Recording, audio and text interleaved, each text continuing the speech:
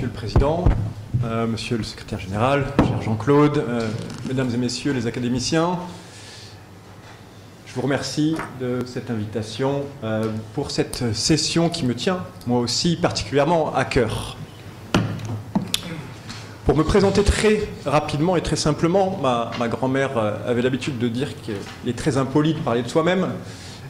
J'ai donc fondé InVivox il y a 5 ans de cela. InVivox en 2 mots. Chez InVivox, on est le booking.com de la formation médicale. C'est-à-dire qu'on centralise et on valorise des offres de formation, quelles qu'elles soient, vers des communautés de professionnels de santé.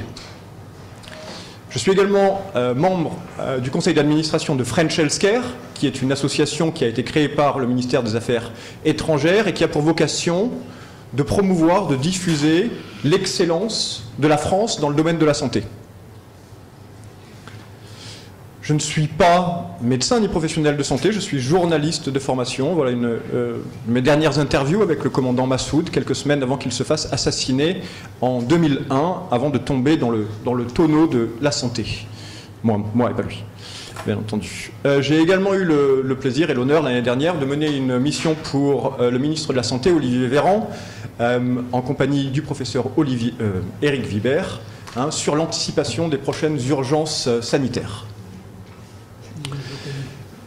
Comme vous l'avez sans doute lu dans différentes études, la connaissance médicale double tous les 73 jours.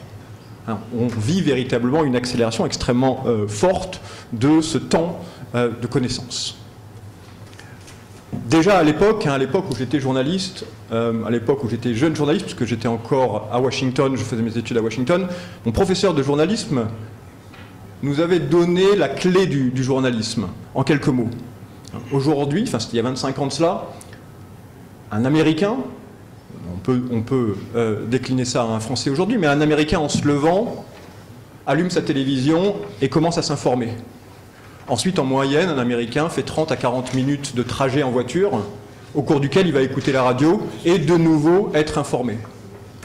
Qu'est-ce qui va faire que ce même Américain va ouvrir le journal alors qu'il est déjà complètement informé? Et il n'y avait qu'une seule réponse à l'époque, c'était la qualité de l'accroche du titre, du chapeau, la tonalité du récit, qui faisait qu'un article était lu jusqu'au bout. Cette masse d'informations, au cours des 25 dernières années, elle a été multipliée, et notamment par l'arrivée des réseaux sociaux et d'Internet. On parle aujourd'hui de l'infobésité, que vous connaissez tous le terme, faite d'informations et aussi de fausses informations, les fameux fake news. Alors, dans ces réseaux sociaux, tout n'est pas acheté. Il y a des choses très très intéressantes. Je vais vous donner 2 exemples très précis. Premier exemple, c'est le professeur Alain Cribier, que vous connaissez tous. J'allais dire cardiologue interventionnel. Eh bien non, je vous ai entendu. Donc il est cardiologue, spécialiste de chirurgie mini-invasive. Le professeur Alain Cribier n'était pas présent sur les réseaux sociaux. Mes enfants diraient que si t'es pas sur les réseaux sociaux, t'es nulle part. Mais le professeur Cribier n'était pas sur les réseaux sociaux. Nous l'avons aidé chez InVivox à s'installer sur les réseaux sociaux. Aujourd'hui, il possède un réseau de 30 000 cardiologues partout dans le monde. Et à quoi ça sert d'avoir une énorme communauté sur les réseaux sociaux et sur un réseau social tel que LinkedIn?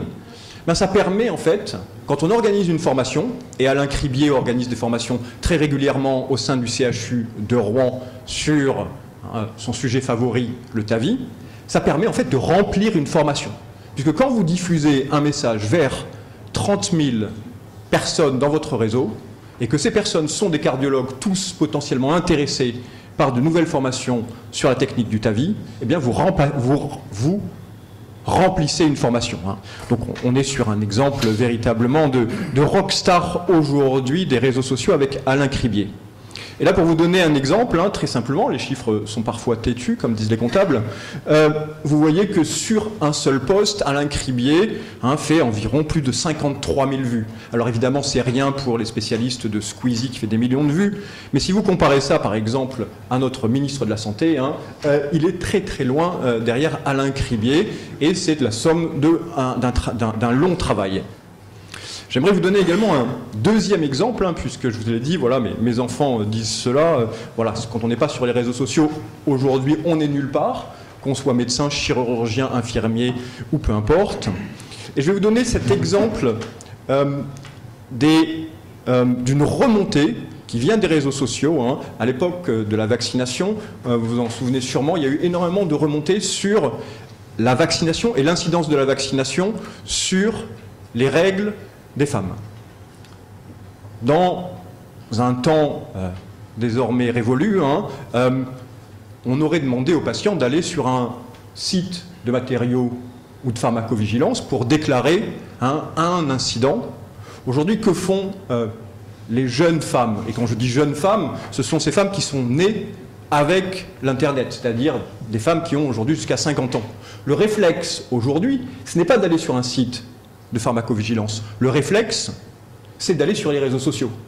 Et il existe des outils, qu'on appelle des outils de social listening, qui justement écoutent tout ce bruit, ce bruissement des réseaux sociaux, et qui font parler les réseaux sociaux. Suite à cela, 32 000 avis de femmes sont remontés, et les Américains ont lancé une étude pour corroborer effectivement que la vaccination avait une incidence de 1 à 2 cycles menstruels. Donc voilà un autre exemple. Je vais passer dans le sujet qui nous intéresse et je vais tenter de répondre à la question que Jean-Claude Kiffinial m'a posée.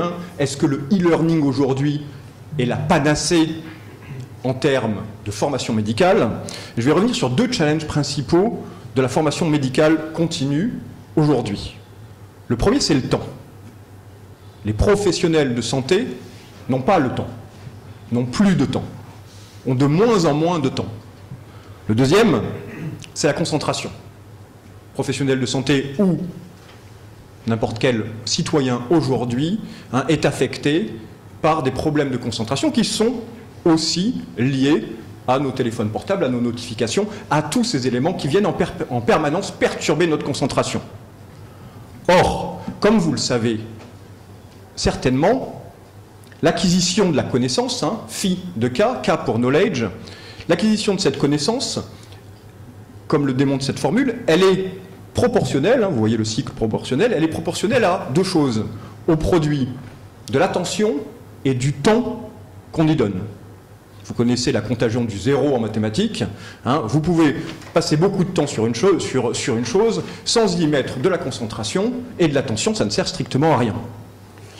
Et donc, aujourd'hui, pour faciliter la formation médicale continue, il faut privilégier tout ce qui va permettre justement de maintenir l'attention d'un apprenant. L'interactivité, tout ce qu'on appelle aujourd'hui, ce mot barbare, l'edutainment, qui est un acronisme entre education et entertainment. On apprend mieux quand on a la sensation de jouer. Tous les apports cognitifs, vous les connaissez tous. Le plus célèbre étant l'exemple de cet orateur qui, quand il parle d'une vache, eh bien, on a le texte vache qui s'écrit en même temps, on a le picto de la vache et le me en même temps qui fait se souvenir d'une chose, tous ces éléments cognitifs. Et également tous les enseignements qu'on peut récupérer des données qui sont générées par toutes les personnes qui se forment aujourd'hui. Alors le Covid a bien évidemment participé de nouveau à une suraccélération des besoins de formation sur le terrain.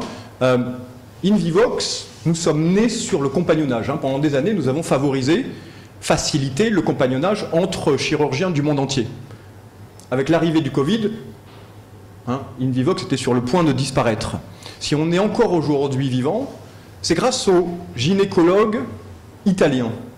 En mars 2020, Lors du premier confinement, vous vous souvenez, hein, l'Italie avait été touchée en premier.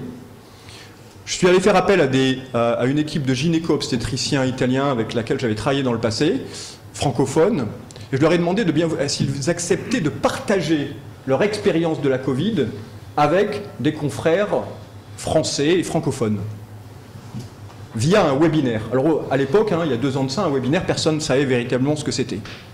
On a lancé ce webinaire, et en quelques jours, on a eu 800 inscrits à ce webinaire. Du jour au lendemain, on a transformé, on s'est rendu compte du besoin nécessaire aujourd'hui d'ajouter à la formation en mode compagnonnage d'autres types de formations. On s'est énormément penché sur ce qu'on appelle aujourd'hui les smart replays. Il existe des milliers de webinaires. Quel professionnel de santé aujourd'hui peut passer, est prêt à dédier 1h30 de son temps pour revisionner un webinaire? Aucun. Ou de rares exceptions. Donc on a repensé, grâce à des ingénieurs pédagogiques, la manière dont les gens se formaient. Donc aujourd'hui, on prend un webinaire, on le saucissonne, on l'encapsule, on le rend interactif. Et ensuite, on lit les capsules les unes avec les autres. Voilà un exemple. Tout se fait à 90% sur téléphone mobile. On chapitre pour faciliter le visionnage. On développe des cas cliniques interactifs. On prend un cas clinique d'un expert, tous les experts, tous les chirurgiens. Vous avez tous des cas cliniques que vous avez développés, souvent sur PowerPoint. Comment les transformer? Comment leur donner une nouvelle vie? Il faut les rendre interactifs. On prend un cas clinique et on va le rendre complètement interactif, comme si vous étiez le héros. On développe également tous les modules de e-learning, hein, qui sont souvent une porte d'entrée vers de la formation. On développe des Quizivox. On prend un thème qu'on va traiter en une dizaine de questions, très simplement. Je vais vous donner un exemple, une illustration d'un Quizivox. La variole du singe. Le ministère de la Santé lance un webinaire avec 4 ou 5 personnalités pour parler de ce webinaire. Ensuite, ce webinaire, il est mis en ligne sur YouTube. 573 vues sur YouTube. Nous, de la même manière, on va traiter la variole du singe sous un format de quiz. Et ce quiz, ensuite, on va le diffuser. Hein, un quiz de 10 minutes, de 10 questions, ça se fait en 3-4 minutes. 38 000 personnes se sont inscrites, uniquement des professionnels de santé, et, à la différence de YouTube, sur InVivox, on possède toutes les données de tous les inscrits, afin de pouvoir derrière les classifier, de savoir sur les 30 000 personnes, 31% d'infirmières, 24% de médecins généralistes, et ensuite de pouvoir leur envoyer de l'information qui est susceptible de les intéresser. La diffusion, c'est un autre sujet, je vais passer très rapidement là-dessus, mais la diffusion repose sur l'omnicanalité, c'est-à-dire la répétition d'un même message sur différents canaux. On ne va pas utiliser les mêmes canaux pour s'adresser à un public infirmier qu'à un public potentiellement de chirurgiens. En conclusion, je vais conclure par une matrice très simple. J'adore les matrices. C'est une matrice sur laquelle vous avez, d'un côté, sur la ligne horizontale, vous avez la notion d'information, d'acquisition de compétences et d'amélioration de la pratique. Sur la ligne verticale, qui est cachée en partie par le petit bandeau vert, on parle d'interactivité, de contenus qui sont plus ou moins interactifs, et je classe les contenus. Un cours classique en amphithéâtre, aujourd'hui, a peu d'interactivité et légèrement d'acquisition de compétences.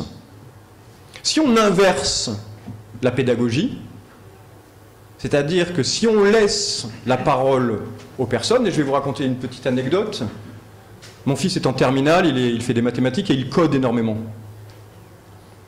Son prof de code, c'est un ancien professeur de mathématiques qui s'est reconverti, et ils sont 4 ou 5 en fond de classe à être des nerds, des codeurs.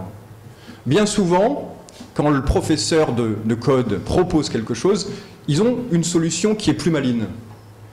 Ben, le professeur en question, il invite l'élève, sans aucune ironie, il invite l'élève à prendre la craie et d'expliquer aux autres comment il est arrivé à la solution plus rapidement. Donc c'est ça la pédagogie inversée, c'est de s'appuyer sur d'autres personnes que le professeur. Les webinaires se situent entre l'information et l'acquisition de compétences. En revanche, si vous proposez dans un webinaire des sondages qui vont être suggérés très rapidement, j'en ai quasiment fini, vous transformez ce webinaire avec plus d'interactivité.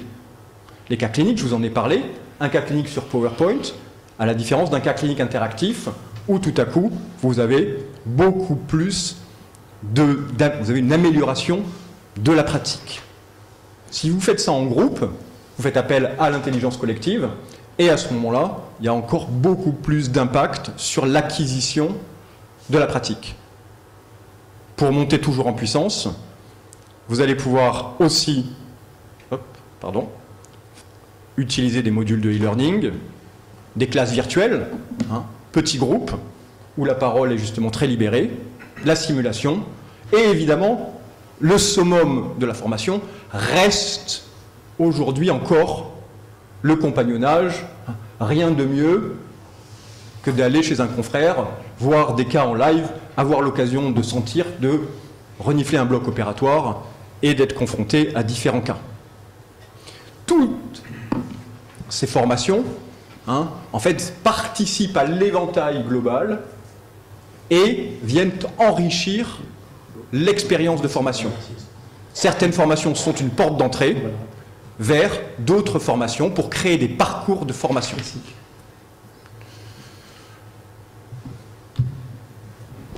J'en termine avec une dernière slide. Je vous invite tous le 24 novembre prochain sur un format TEDx à une conférence en présentiel pour une centaine de places, à distance pour les autres. Et on va parler des horizons de la formation en 2025. Merci infiniment. Bravo, merci beaucoup. Merci. Tu animes la discussion ? Moi, j'ai une question qui est spécifique par rapport à la réforme du deuxième cycle, la réforme des externes. On sait très bien qu'il y a une mise en place des ECOS, l'examen clinique objectif et standardisé. Est-ce que vous avez abordé, bien sûr, il y a la plateforme CIDES aussi, est-ce que vous avez abordé les universités, les différents responsables pédagogiques pour prendre part de ces ECOS dans les différentes universités ? Aujourd'hui, chez Invivox, en fait, on ne se concentre que sur la formation médicale continue, / permanente, puisque aujourd'hui elle devient permanente, et la formation on laisse la formation initiale aux universités et à des plateformes type CIDES.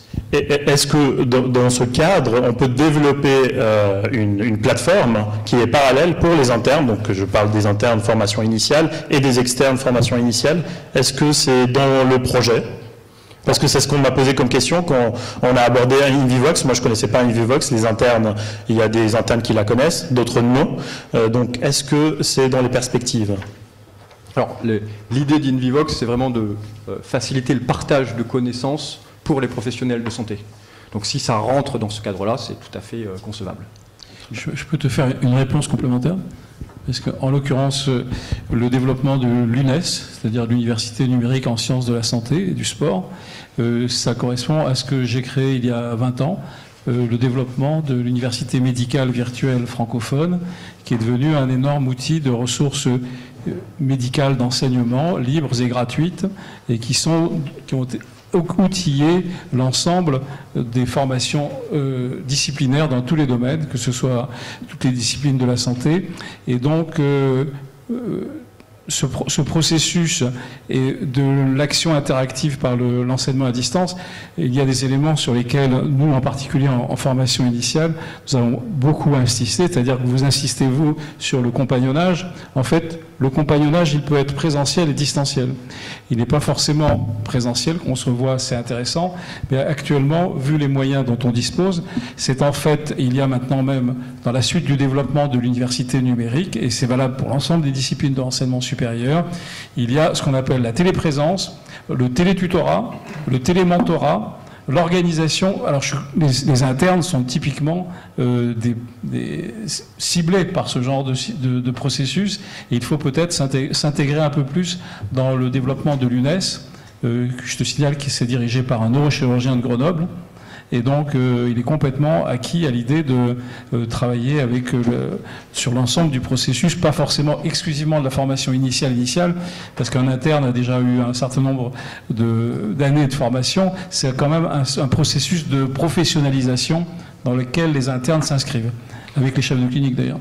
Donc, tout ce processus doit être intégré. Est-ce que Univivox a une place là-dedans? Pourquoi pas? En tous les cas, c'est quelque chose qui doit être négocié avec les instances universitaires, les doyens et ceux qui sont au sein des universités, les présidents numériques, etc., qui sont maintenant des rouages de l'enseignement numérique qui est devenu effectivement, grâce à cause de la Covid, c'est généralisé de manière massive. Je vais en profiter quand même pour transmettre la demande de beaucoup d'internes par rapport à l'UNES et par rapport à la plateforme CIDES. C'est une plateforme en fait qu'on alimente actuellement pour certaines spécialités chirurgicales. C'est encore pas le cas. Donc c'est pour cela que il faut avoir une certaine collaboration avec les associations jeunes des différentes spécialités pour pouvoir l'alimenter. Et c'était en fait le but de ma question, de voir comment on peut collaborer ou comment on peut collaborer aussi avec l'UNES pour pouvoir améliorer cette formation théorique à distance. Parce qu'il y a vraiment beaucoup de points d'amélioration à traiter. D'autres questions? Votre collègue de Belgique, transplanteur hépatique célèbre. Oui, très bel exposé. Vous avez mis la plus haute valeur à l'accompagnage. Et je suis d'accord avec vous. C'est ça qui manque aujourd'hui dans la formation des jeunes. Et moi, je pense... Vous savez, les gens qui sont actifs, ils n'ont pas le temps d'accompagnage. Il y a l'administration, il y a les activités, etc. Mais ce qu'il faut, il faut faire comme les Américains, il faut utiliser beaucoup plus, par exemple, aux universités, les émérites, les gens qui viennent de terminer leur carrière, et les insérer et font ça gratuitement pour accompagner les étudiants. C'est ça qu'il faut. Et nous, en Europe, on jette toute cette expérience. Je donne un exemple pour moi-même. J'ai 65 ans. Je ne peux plus enseigner, je ne peux plus opérer, je ne peux plus rien faire. Si vous dites ça aux États-Unis, ils disent qu'on est complètement fou. Et il faut utiliser l'expérience des gens. Il y en a assez entre 65 et 70 ans qui sont physiquement, mentalement parfaits, qui ont une expérience énorme que personne n'a, on les jette dans la poubelle. Et c'est ça qu'on doit faire. Et le reste, ça s'ajoute à ça. Maintenant, on est en train d'inverser. Je me suis occupé beaucoup de la formation des assistants en chirurgie francophone en Belgique. C'est dramatique. C'est dramatique. La formation, elle est mauvaise. Il n'y a pas d'accompagnement. Et on dit aux jeunes qu'il faut étudier. Mais les auto-étudiants, ce sont les meilleurs. C'est le top, c'est les 10%. Il faut s'occuper des autres. Alors, vous n'avez pas cité l'expérience de l'école 42. J'imagine que ça a quelque chose, parce que quand vous avez parlé de ces expériences de classe inversée, en fait, à l'école 42, l'école de Free, des codeurs, d'une part, on admet les étudiants sans diplôme, à condition qu'ils sachent s'attaquer à des problèmes concrets de codage, et on les met ensemble dans ce qu'ils appellent une piscine. C'est-à-dire, c'est un lieu dans lequel ils vont partager, effectivement, entre eux, se faire le cours entre eux. Il n'y a plus de profs, et ils s'auto-entraînent avec des seniors, souvent, qui viennent compléter, mais qui sont uniquement dans l'interactivité. Il n'y a plus de cours magistral. Ils apportent eux-mêmes leur expérience, leur cours, et ils deviennent co-tuteurs, co-enseignants. Il n'y a plus cette espèce de leadership. Alors, c'est parfois perçu un peu négativement par ceux qui ont les galons, etc. Mais c'est ça la réalité du changement. Apprendre à apprendre, c'est ça. Moi, je suis tout à fait d'accord pour l'auto-formation, mais il ne faut pas oublier qu'il y a des responsables de la formation, donc il faut vraiment les susciter, les solliciter pour faire leur activité et pour réaliser le travail pour lequel ils sont responsables. Juste un point par rapport effectivement à l'école 42, pour revenir sur l'UNES. Dans le cadre de la mission que nous avait confiée Olivier Véran, on avait dans l'équipe de la mission, on avait la directrice pédagogique de l'école 42 et on a énormément travaillé avec l'UNES justement pour comprendre comment pouvait s'imbriquer tout ce qui était formation de type initial et formation continue. Donc on est en relation permanente avec ces deux équipes. Hubert. Oui, alors il a été évalué que quand on remet une notice d'information au patient, en général, il lit les 13 premières lignes. Et ma question, c'est est-ce que vous avez évalué la durée de l'attention au bout de combien de temps l'attention baisse? Alors dans le monde journaliste, la tension baisse à la fin de chaque phrase. Hein, alors c'est une réponse dans le monde journaliste. Aujourd'hui, hein, dans les différentes études qui sont publiées, c'est qu'il y a une baisse de la tension qui se fait, et qui est vraiment une baisse dramatique de la tension au bout de 7 minutes. Et c'est pour ça que nous, dans tous les webinaires qu'on organise avec des partenaires, on suggère automatiquement au bout de 7 minutes de réveiller la salle. Et comment est-ce qu'on réveille une salle à distance? En lançant un premier sondage, où tout à coup on s'adresse à la salle et on laisse les personnes, voilà, et ça permet déjà de récupérer de l'information, des données, et puis ça permet aussi de réveiller la salle, et aussi de travailler sur une forme de début de pédagogie inversée, où les orateurs vont commenter et en fonction orienter leur récit ou leur présentation. J'ai une question complémentaire. Est-ce qu'une évaluation complémentaire, une évaluation directement après cette présentation augmente la concentration des différents élèves? Oui. Donc, exactement, le quiz. Absolument. En fait, oui. Le fait de savoir en amont que la certification est liée à un quiz, ou au moins en tout cas qu'il y aura à la fin une validation des compétences acquises via un quiz, augmente significativement l'impact. Donc c'est pour ça que non seulement on propose des sondages, mais aussi à la fin des capsules qu'on peut réaliser, une auto-évaluation ou alors une évaluation en vue d'une certification. Très bien, merci. D'autres questions? On va passer à la communication suivante.